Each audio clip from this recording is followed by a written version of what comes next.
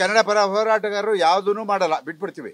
ನೀವೊಂದು ಕೆಲಸ ಮಾಡಿ, ಕನ್ನಡ ಉದ್ಧಾರ ಮಾಡ್ತೀನಿ ಅಂತ ಹೇಳಿ, MES ನಿಷೇಧ ಮಾಡ್ತೀನಿ ಅಂತ ಹೇಳಿ, ಮಹದಾಯಿ ಯೋಜನೆಯನ್ನು ಜಾರಿ ತರ್ತೀನಿ ಅಂತ ಹೇಳಿ, ಇಲ್ಲ ನಾನು ಅಧಿಕಾರ ಬಿಟ್ಬಿಡ್ತೀನಿ, ಒಂದು ಗಡುವು ಕೊಡಲಿ, 3 ತಿಂಗಳು 6 ತಿಂಗಳು.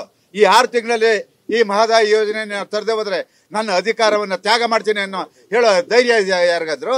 ಕನ್ನಡ ಪರ ಹೋರಾಟಗಾರರು ಯಾವುದೂ ಮಾಡಲ್ಲ, ಬಿಟ್ಬಿಡ್ತೀವಿ. ನೀವೊಂದು ಕೆಲಸ ಮಾಡಿ, ಕನ್ನಡ ಉದ್ಧಾರ ಮಾಡ್ತೀನಿ ಅಂತ ಹೇಳಿ, MES ನಿಷೇಧ ಮಾಡ್ತೀನಿ ಅಂತ ಹೇಳಿ, ಮಹದಾಯಿ ಯೋಜನೆಯನ್ನು ಜಾರಿ ತರ್ತೀನಿ ಅಂತ ಹೇಳಿ, ಇಲ್ಲ ನಾನು ಅಧಿಕಾರ ಬಿಟ್ಬಿಡ್ತೀನಿ, ಒಂದು ಗಡುವು ಕೊಡಲಿ, 3 ತಿಂಗಳು 6 ತಿಂಗಳು. ಈ 6 ತಿಂಗಳಲ್ಲಿ ಈ ಮಹದಾಯಿ ಯೋಜನೆಯನ್ನು ತರದೆ ಹೋದ್ರೆ ನನ್ನ ಅಧಿಕಾರವನ್ನು ತ್ಯಾಗ ಮಾಡ್ತೀನಿ ಅನ್ನೋ ಹೇಳೋ ಧೈರ್ಯ ಯಾರಿಗಾದ್ರು? ಕನ್ನಡ ಪರ ಹೋರಾಟಗಾರರು ಯಾವುದೂ ಮಾಡಲ್ಲ, ಬಿಟ್ಬಿಡ್ತೀವಿ.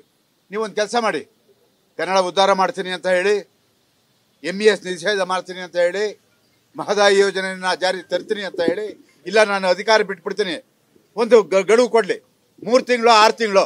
ಈ 6 ತಿಂಗಳಲ್ಲಿ ಈ ಮಹದಾಯಿ ಯೋಜನೆಯನ್ನು ತರದೆ ಹೋದ್ರೆ ನನ್ನ ಅಧಿಕಾರವನ್ನು ತ್ಯಾಗ ಮಾಡ್ತೀನಿ ಅನ್ನೋ ಹೇಳೋ ಧೈರ್ಯ ಯಾರಿಗಾದ್ರು? ಕನ್ನಡ ಪರ ಹೋರಾಟಗಾರರು ಯಾವುದೂ ಮಾಡಲ್ಲ, ಬಿಟ್ಬಿಡ್ತೀವಿ. ನೀವೊಂದು ಕೆಲಸ ಮಾಡಿ, ಕನ್ನಡ ಉದ್ಧಾರ ಮಾಡ್ತೀನಿ ಅಂತ ಹೇಳಿ, MES ನಿಷೇಧ ಮಾಡ್ತೀನಿ ಅಂತ ಹೇಳಿ, ಮಹದಾಯಿ ಯೋಜನೆಯನ್ನು ಜಾರಿ ತರ್ತೀನಿ ಅಂತ ಹೇಳಿ, ಇಲ್ಲ ನಾನು ಅಧಿಕಾರ ಬಿಟ್ಬಿಡ್ತೀನಿ, ಒಂದು ಗಡುವು ಕೊಡಲಿ, 3 ತಿಂಗಳು 6 ತಿಂಗಳು. ಈ 6 ತಿಂಗಳಲ್ಲಿ ಈ ಮಹದಾಯಿ ಯೋಜನೆಯನ್ನು ತರದೆ ಹೋದ್ರೆ ನನ್ನ ಅಧಿಕಾರವನ್ನು ತ್ಯಾಗ ಮಾಡ್ತೀನಿ ಅನ್ನೋ ಹೇಳೋ ಧೈರ್ಯ ಯಾರಿಗಾದ್ರು?